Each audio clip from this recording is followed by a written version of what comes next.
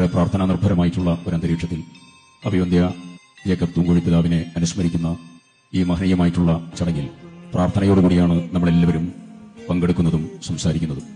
Zero Malabar സഭയ്ക്ക്, കത്തോലിക്ക സഭയ്ക്ക് പ്രാർത്ഥന നടത്താൻ, സുവിശേഷം നടത്താൻ, സാമൂഹ്യ തർപ്പണത്തിൽ മനോഹരമായി ഇടപെടാൻ, അജഗണങ്ങൾക്ക് മുഴുവൻ മാതൃകാപരമായി നേതൃത്വം കൊടുക്കാൻ, ഒരു ജീവിതം മുഴുവൻ സാർത്ഥകമായി ഉപയോഗപ്പെടുത്തി ദൈവസന്നിധിയിലേക്ക് തിരിച്ചുപോയ മാർ ജേക്കബ് തൂങ്കുഴി പിതാവിന്റെ പച്ചപിടിച്ച പ്രവർത്തനങ്ങൾക്കും ഓർമ്മകൾക്കും മുമ്പിൽ ആദരാഞ്ജലികൾ അർപ്പിക്കാൻ ഈ അവസരം വിനിയോഗിക്കുകയാണ്.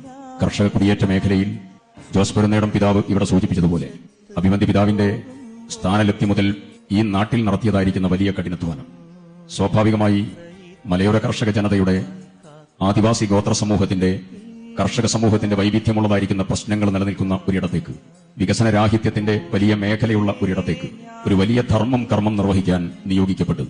ഒരു ജീവിതം മുഴുവൻ അതിലേറ്റവും പ്രധാനപ്പെട്ട ഭാഗം നിർവഹിക്കാൻ ഇടം കിട്ടിയതായ ഒരു സ്ഥലമാണ് ഈ മാനന്തവാടി രൂപത.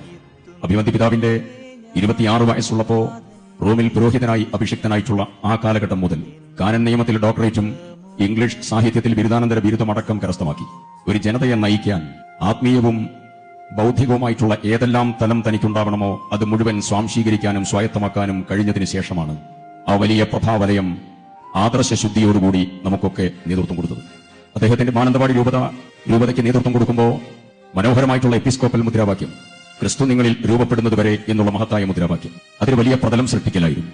ആത്മീയമായിട്ടുള്ള വഴി വെട്ടിത്തെളിയിക്കാൻ, തന്റെ അജഗണങ്ങൾക്ക് മുഴുവൻ, തന്റെ വിശ്വാസി സമൂഹത്തിന് മുഴുവൻ ആ വഴി കൃത്യതയോടുകൂടി മനസ്സിൽ രൂപപ്പെടുത്തിയെടുക്കാനുള്ള വലിയ പരിശ്രമത്തിന്റെ ഭാഗമായിരുന്നു എന്നുള്ളത് നമുക്കെല്ലാവർക്കും അറിയാം. അഭിവന്ദ്യനായ തിരുമേനി ഇവിടെയുള്ള ആദിവാസി സമൂഹത്തിന്റെ ആവശ്യകതകളും പ്രയാസങ്ങളും ജീവിതത്തിന്റെ വലിയ കഷ്ടപ്പാടുകളും നേരിട്ട് മനസ്സിലാക്കിയതിന്റെ അടിസ്ഥാനത്തിലാണ് 1977 ട്രൈബൽ കമ്മ്യൂണിറ്റി ഡെവലപ്മെന്റ് പ്രോജക്ട് ആരംഭിക്കാനുള്ള തീരുമാനമെടുത്തതും അതിന്റെ ഭാഗമായി സൊസൈറ്റി ഓഫ് ക്രിസ്തുദാസീസ് എന്ന മനോഹരമായിട്ടുള്ള സംവിധാനത്തിന് നേതൃത്വം കൊടുക്കാനും അദ്ദേഹത്തിന് സാധിച്ചത്. ഞാൻ അഭിവന്ദ്യനായ തിരുമേനിയുടെ സംസ്കാര ശുശ്രൂഷ കോഴിക്കോട് ദേവഗിരി പള്ളിയിൽ വെച്ചുകൊണ്ട് നടക്കുമ്പോൾ അവസാനത്തെ ഒപ്പീസ് പ്രിയപ്പെട്ട മാർ റെബിജിയോസ് ഇഞ്ചനാനിയിൽ തിരുമേനി നടത്തുമ്പോൾ എനിക്കതിൽ പങ്കെടുക്കാൻ ആ സമയത്ത് സാധിച്ചു. താമരശ്ശേരി ബിഷപ്പ് എന്നോട് പറയുകയായിരുന്നു, അധിക സമയവും താമരശ്ശേരി ബിഷപ്പായിട്ട് കൂടുതൽ സമയം അവിടെ ചെലവഴിക്കുന്നതിന് പകരം അഭിവന്ദ്യ പിതാവിന്റെ മനസ്സും പ്രവർത്തനങ്ങളുടെയും കേന്ദ്രം ആ സമയത്തും മാനന്തവാടിയെ സംബന്ധിച്ചായിരുന്നു, വയനാടിനെ സംബന്ധിച്ചായിരുന്നു എന്ന് പറഞ്ഞത് എത്രത്തോളം സ്നേഹിച്ചാണ്, എത്രത്തോളം പ്രതിബദ്ധതയോടുകൂടിയാണ് ഈ പ്രയാസപ്പെടുന്ന മണ്ണിനെയും ഈ വിശ്വാസി സമൂഹത്തെയും അഭിവന്ദ്യ പിതാവ് കണ്ടത് എന്നുള്ളത് ഇതിൽ പരം വലിയതായിരിക്കുന്ന തെളിവുകൾ നമുക്ക് ആവശ്യമില്ല. 1997 തൃശൂർ മെട്രോപൊളിറ്റൻ ആർച്ച് ബിഷപ്പായി നിയോഗിക്കപ്പെട്ടതിന് ശേഷം ഞെരളക്കാട് പിതാവ് ഇവിടെ സൂചിപ്പിച്ചതുപോലെ തന്നെ എത്രയെത്ര ഭൗതിക വികാസങ്ങൾ, ആത്മീയ വികാസങ്ങൾ അവിടെ കൊണ്ടുവരാൻ, മഹത്തായ പ്രവർത്തനങ്ങൾക്ക് നേതൃത്വം കൊടുക്കാൻ അഭിവന്ദ്യ പിതാവിന് സാധിച്ചു എന്നുള്ളത് പ്രത്യേകം എടുത്തു പറയേണ്ടതില്ല. മേരിമാത മേജർ സെമിനാരിയും ജ്യോതി എഞ്ചിനീയറിംഗ് കോളേജും ജൂബിലി മിഷൻ ഹോസ്പിറ്റലും അതുപോലെ ജീവൻ ടിവിയും പറഞ്ഞാൽ തീരാത്തത്ര ശ്രദ്ധേയമായിട്ടുള്ള വികാസ പ്രവർത്തനങ്ങൾക്ക്, സാമൂഹ്യവും ആത്മീയവുമായ വികാസ പ്രവർത്തനങ്ങൾക്ക് നേതൃത്വം കൊടുത്തു. ഒരു നാടിനെ മുഴുവൻ ആത്മീയവും സാമൂഹ്യവുമായിട്ടുള്ള പ്രഭയോടുകൂടി വഴി നടത്താൻ ദൈവത്തിന്റെ വിളിക്കുത്തരമായി അഭിവന്ദ്യമായിട്ടുള്ള തിരുമേനി ഏത് തലത്തിൽ സമൂഹത്തെ കൊണ്ടുപോകണോ ആ തലത്തിൽ നേതൃത്വം കൊടുത്തത് ഒരിക്കൽ പോലും നമുക്ക് വിസ്മരിക്കാൻ സാധിക്കുന്ന ഒന്നല്ല. ലാളിത്യം എല്ലാ ആളുകളും ജോസ് പെരുന്നേടം പിതാവിന്റെ അനുസ്മരണ കുറിപ്പ് ഞാനത് മുഴുവൻ വായിച്ചിട്ടുണ്ട്. വാർത്താ മാധ്യമങ്ങളിൽ വന്നതായ പ്രിന്റഡ് മെറ്റീരിയൽസ് മുഴുവൻ വായിക്കാൻ ഒരു പരിധിവരെ സാധിച്ചിട്ടുണ്ട്. ലാളിത്യം അത് ദൈവത്തിന്റെ ഏറ്റവും മഹനീയമായിട്ടുള്ള സ്വഭാവ ഗുണം മനുഷ്യ മനസ്സിലേക്ക് സന്നിവേശിപ്പിക്കപ്പെടേണ്ട ഒന്നാണ്. തന്റെ ജീവിതം മുഴുവൻ ആ വലിയ പ്രവർത്തനത്തിലൂടെ പ്രിയപ്പെട്ട തൂങ്കുഴി പിതാവ് ലാളിത്യത്തിന്റെ ഉപാസകനായി മഹനീയമായിട്ടുള്ള തന്റെ ജീവിതം മറ്റുള്ളവർക്ക് കാണിച്ചു കൊടുത്ത് മാതൃകയായ പ്രവർത്തനങ്ങൾക്ക് നമ്മുടെ മുമ്പിൽ അനുഭവ ശേഷിപ്പായി നിലനിൽക്കുകയാണ്.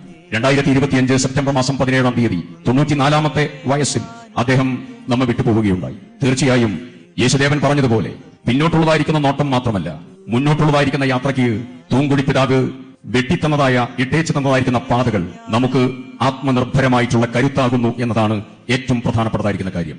ഞാൻ പുനരുത്ഥാനവും ജീവനുമാകുന്നു, എന്നിൽ വിശ്വസിക്കുന്നവൻ മരിച്ചാലും ജീവിക്കും എന്നുള്ളതായ യേശുദേവന്റെ വാക്ക് തീർച്ചയായും അന്വർത്ഥമാണ് എന്നുള്ള കാര്യത്തിൽ, അവിതർക്കിതമാണ് എന്നുള്ള കാര്യത്തിൽ ഒരു സംശയവുമില്ല. തൂങ്കുഴി പിതാവിന്റെ ചിന്തകളും പ്രവർത്തനങ്ങളും സഭയ്ക്കും പൊതുസമൂഹത്തിനും ആത്മീയവും സാമൂഹ്യവുമായിട്ടുള്ള വികാസത്തിനും എല്ലാ അർത്ഥത്തിലും നമ്മുടെ ജീവിതത്തിൽ ഒരു മാതൃകയായി നമ്മുടെ മുമ്പിൽ നിൽക്കുകയാണ്.